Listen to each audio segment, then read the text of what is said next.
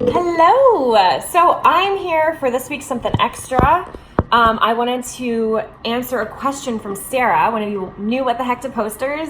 So excited that you're here, Sarah, and you asked such an awesome question. Last week, I shared a strategy for using your email list as a tool to grow your following with qualified leads.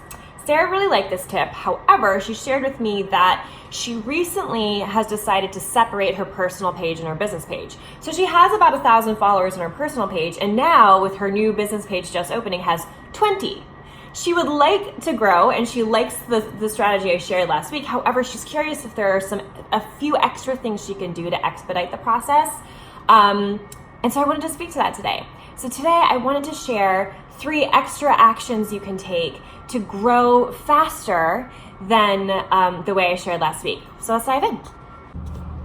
Okay, so the first thing you can do is go to your former page, your personal page, and make sure you go down your list of followers and follow each of them and or direct message them, letting them know that, hey, just opened a new page. This is where I'm going to be sharing X, Y, and Z. So if you've been struggling to insert pain point here, this is exactly where you're going to be able to find this information for free, and I'm so excited to share it with you. Just follow me over here, or however it might be. Make sure it sounds personal, loose, not salesy. Basically, what you're trying to do is share the value you're going to provide on the new page, so it becomes a no-brainer for them to want to reach out to you or follow you on your new page. I am saying specifically to direct message them, not to comment on a photo or something like that. Direct messaging is weighted more heavily by the algorithm because, again, algorithms are leveraged based off of MI, or meaningful interaction, and a direct message, because that's just a more personal way of communication, is the most heavily weighted form of MI, or meaningful interaction, since that tells the algorithm that you actually have a relationship with this person. So that's one reason I would direct message, but also I think it's just a way that it's great to train your audience to communicate with you that way, right? Because it just opens up the lines of communication, and I think direct message is an area where people can be more open with you. So that's how I would recommend doing it, and I think the key here is to really share the value of your new page. What will people walk away with by following you? You must make this a no-brainer. That is the key to making this successful. Okay. Secondly, and it's kind of piggybacking off of the last, and this is one of my favorite ways to grow, so you can already tell I'm getting a little bit excited, and the reason is because of the resource I'm going to share that's going to make this so fun and easy for you. So hold on, I'll get to that in a second. But my second way to do this is to incorporate a raffle of some kind. I've seen a few clients do this, and it was really fun, and a loose raffle, right? Nothing too stressful, but essentially what you're doing is you're telling your following, or your new following and your old following, I have opened a new page. Here's my handle. This is where I'm going to share X, Y, and Z. Again, really share the value. What am I getting out of your new page? Why should I jump on over there? And then say, in celebration of my new page, I'm going to be hosting a raffle this week.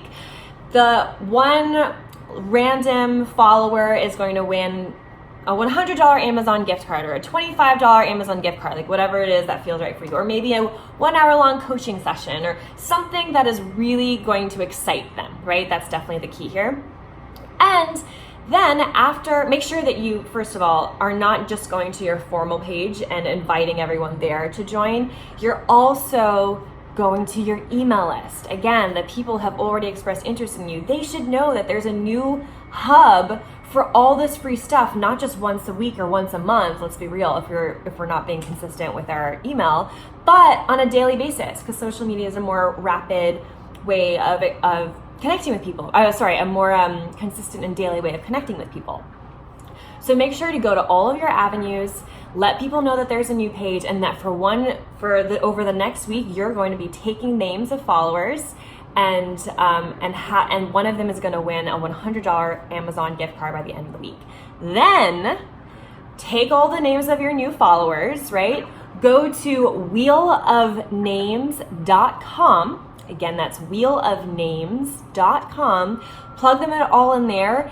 And I might even do this live. That could be really fun, right? To get on Instagram Live, again, leverage the Instagram algorithm, use all of the features, or whatever platform it is that you're trying to grow, and and show wheelofnames.com, and you'll see what I'm talking about. But basically, there's a whole wheel that spins and all the names of the potential winners, and let the Wheel of Names choose the winner, and then have a little celebration, and then of course connect with them that way.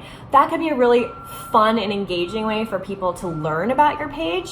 Again, the idea is to just get the news out there. I've got a new page. This is why it's so important. And for the next week, I'm actually giving one of you a gift card, because that's what we do here. We have fun, and you're gonna learn a ton of stuff from me that's gonna help you achieve mega pain point that your ideal client struggles with. So that's tip number 2. Okay, and lastly, sometimes I like this route, sometimes I don't like this route, which is why I've left it for last, just in case some people are like, I have enough tips, then they won't get this one. And for those of you who are looking for another one, here's one that I have seen work for some, but not for everyone. So I do want to be clear about that. The third tip is to host a loop, right? Loops have a lot of both positive and negative feedback out there. When I see a loop, actually, before I get into why loops fail, let me explain to those who don't know what a loop is. So a loop is essentially when you partner with, let's say, 3 or 4 people, right? And you do one of those giveaways where it's like, in order to be entered into this giveaway, you must like this image and follow these 3 accounts, right? So then you have to basically go down each account of this loop, so these people that you've partnered with, and so each of you are growing by the same followers, essentially, right? So that means people in their audience are gonna follow you, people in your audience is gonna follow them, and it's a...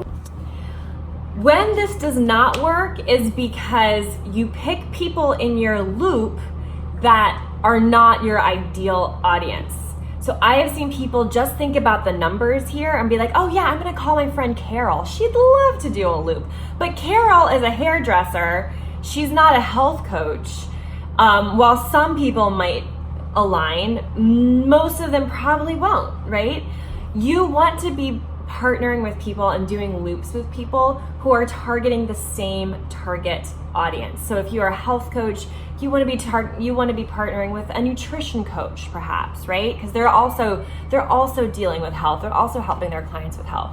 If you can do that and therefore grow your audience by people, like-minded people, you are less likely to lose followers by the end of the loop.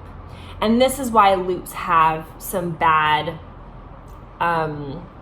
people have bad opinions about loops out there sometimes, right? Because I have seen often when people do a loop, sure, there's a surge of growth, but there is a drop off after the loop ends oftentimes. Not all the time. It really just depends on the quality of audience that comes your way, but sometimes. So if that does happen, that is normal. I have seen the majority of people stay around, but still there is a frustrating moment of a rapid drop, which is again the reason why I don't always recommend this. Feel that out, see how that resonates with you, and then decide. One thing that I will do is I'll drop copy in the blog. If you're watching this on my website, there will be copy in the blog, and I can share some example copy for a loop so that you can model it for your own usage. All right, guys, so that's 3 tips in addition to the tip I shared last week with your email list. That's 3 extra tips you can do if you're really looking to expedite the growth process, particularly if you've just opened a new page for your business. If you guys have any other questions, make sure to email me, Sophia@getcoachsocial.com. Drop them in the comments wherever you're reading this, and I'll of course come back next week with some more tips for you guys. Love speaking to you here. Bye.